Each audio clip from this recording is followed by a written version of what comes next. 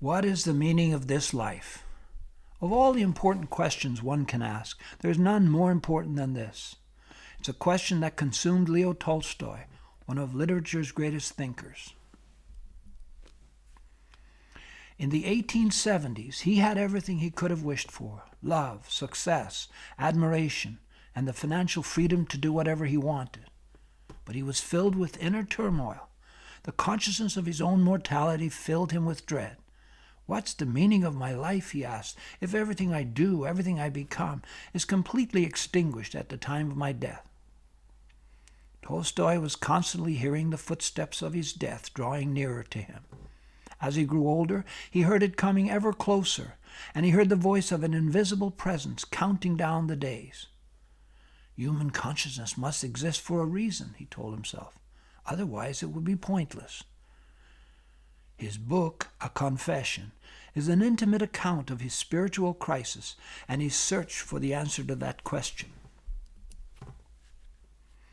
He knew that science couldn't answer it. Science can observe things and describe how they function, but it cannot answer the question why.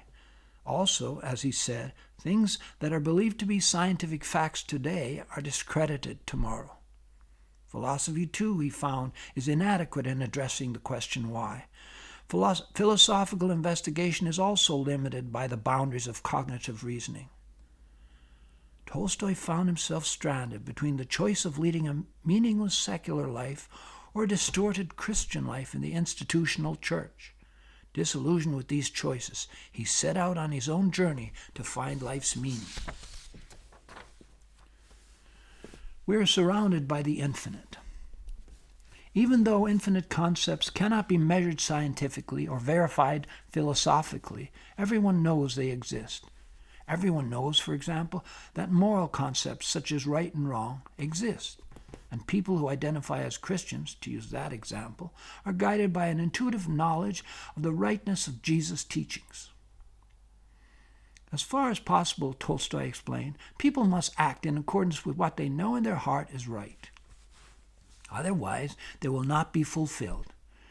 He observed that the peasants who lived and worked on his land seemed very happy. They practiced their religion faithfully, and it gave meaning to their lives. He sensed that they practiced it out of an intuitive knowledge of what is right. Without that intuitive knowledge, which he called faith, life would be meaningless.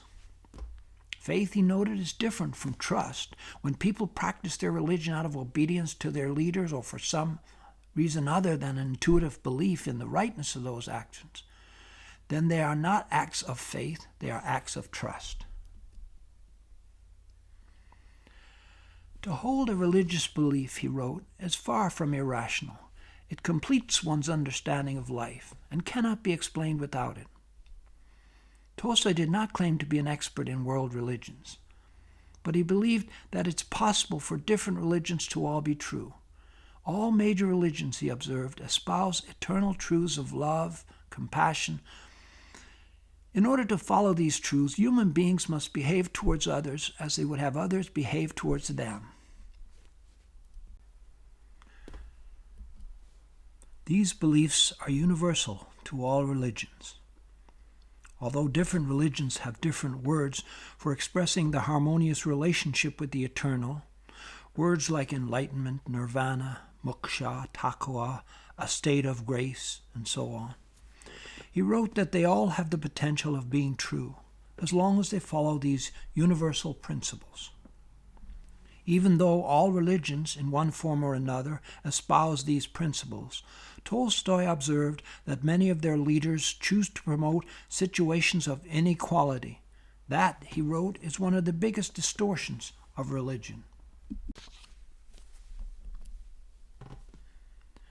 Tolstoy wrote, "At that time, a war broke out in Russia, and Russians, in the name of Christian love, began killing their brothers. I saw members of the church condoning the killing of misguided, helpless youths, and I was horrified. Any religion that diverges from the path of love, compassion, and universal equality, for example, a religion that promotes war, divisiveness, material wealth, and so on, is a false religion." He abhorred the fact that in his own country, Prominent religious leaders were changing the message of Christ to correspond with the way they lived, instead of changing the way they lived to correspond with Christ's message. He compared those leaders to the ones whom Jesus called whited sepulchres, appearing clean on the outside, but dead on the inside. When a society wishes to act in ways that are out of sync with fundamental moral principles, it usually invents false principles to justify its actions. For example, taking from the poor in the name of giving to the poor, or waging war in the name of making peace. When a society's citizens protest against its wrongful actions, it usually resorts to acts of repression against them. Often, the society, in its attempts to maintain public compliance, enlists the support of religious leaders. Throughout history, there have always been religious leaders willing to align themselves with powerful secular leaders, helping them justify their atrocities and condemning their enemies as evildoers.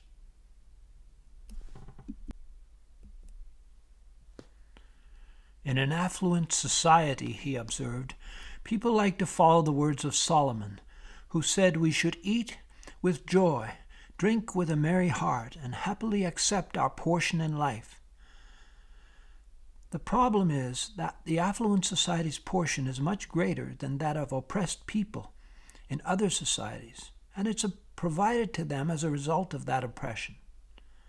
And the more wealth a class of people have, the more extravagant their lives become.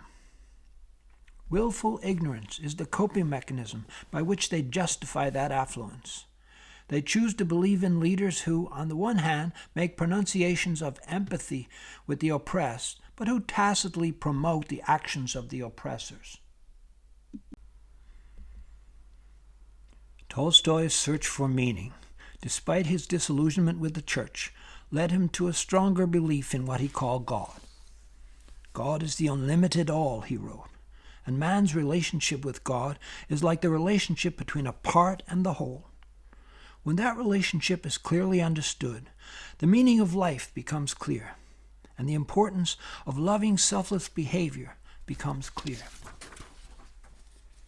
The relevance of Tolstoy's book to our world today is astonishing.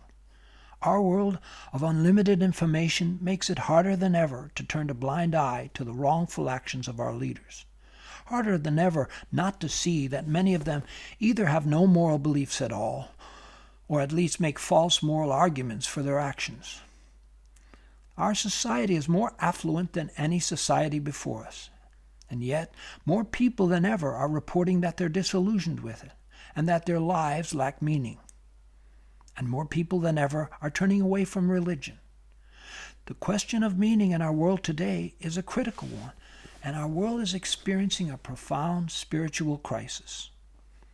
On our own, we are not strong enough to be always meek and merciful and poor in spirit and pure of heart. We are sinners. We do the best we can. We work hard to build a career, a home, a family. But like Tolstoy, we need to know that what we do is connected to something greater than ourselves.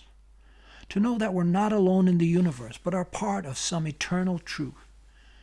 And the more we come to know that eternal truth, the easier it becomes for us to live our lives in accordance with it. At that point, as Tolstoy says, every action we take becomes a confession before God of our desire to live according to his universal truths. His book calls on us to disavow our allegiance to our temporal privileges and live in harmony with eternal truths. Calls on us to become more active members of the communion of saints, and in our own hearts to be true members of that eternal consciousness.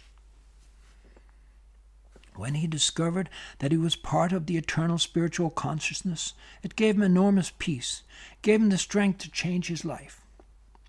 He rejected his aristocratic privileges and devoted much of his time to things like working in the fields and doing chores with the peasants. Like them, he too found fulfillment, and he found that he was no longer afraid of death.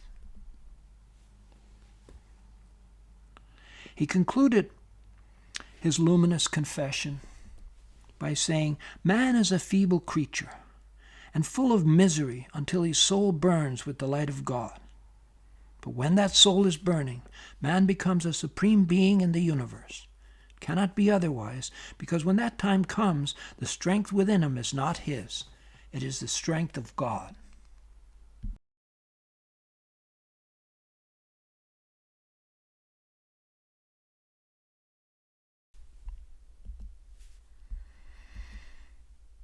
After writing the book A Confession, Tolstoy went on to elaborate further on his spiritual vision in other books.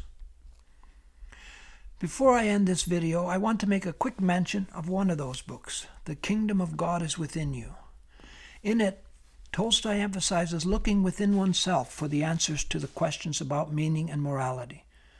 And he goes on at great length about his philosophy of Christian pacifism. Chapter 12 of that book describes a scene in which Tolstoy was riding on a train filled with soldiers on their way to crack down on a community of starving peasants who had lodged a complaint against a rich man who was cutting down their forest.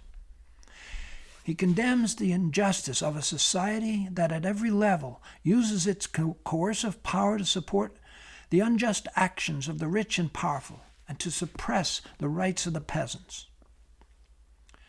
To be free in life, he wrote, the only thing that is granted to you is to recognize and profess the truth. That is where the power lies, not in violence, but in moral integrity. This power, he wrote, is within every person. And he urged people to live with moral effort and not meet evil with evil. Living according to this principle, he wrote, is the only way a person can be truly happy. One man who was deeply affected by that book was the young Mohandas Gandhi, with whom Tolstoy formed a profound spiritual bond and exchanged several letters. Gandhi credited Tolstoy with helping mold his position on nonviolent resistance. And of course, many years later, Gandhi became the world's supreme exemplar of that position. Each of us, he famously said, must become the change we wish to see in the world.